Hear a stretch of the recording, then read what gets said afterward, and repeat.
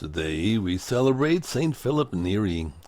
Philip Neri was a sign of contradiction, combining popularity with piety, against the background of a corrupt Rome and a disinterested clergy, the whole post-Renaissance malaise. At an early age, Philip abandoned the chance to become a businessman, moved to Rome from Florence, and devoted his life and individuality to God. After 3 years of philosophy and theology studies, he gave up any thought of ordination.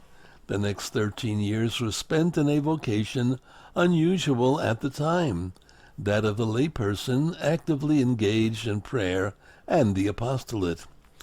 At the Council of Trent, 1545 to 1563, as it was reforming the Church on a doctrinal level, Philip's appealing personality was winning him friends from all levels of society, from beggars to cardinals.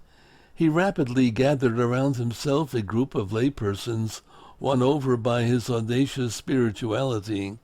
Initially, they met as an informal prayer and discussion group, and also served poor people in Rome.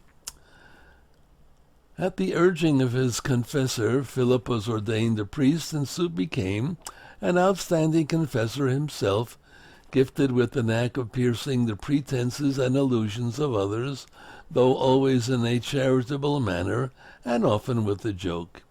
He arranged talks, discussions, and prayers for his penitents in a room above the church.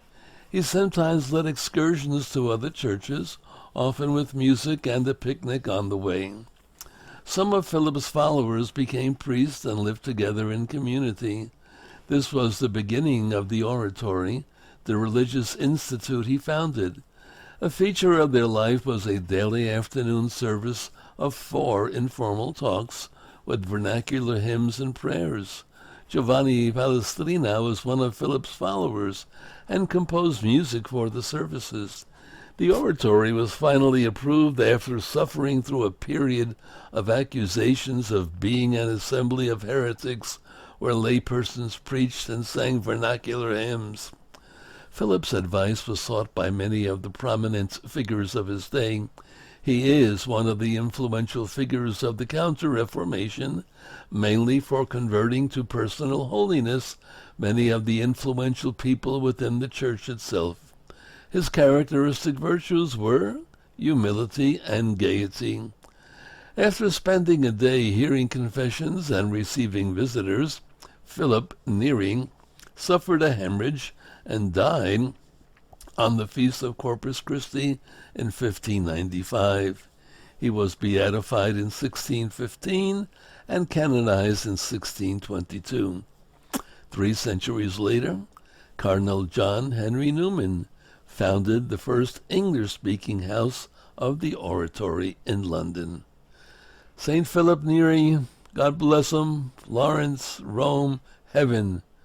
The last stop should always be heaven. God bless you.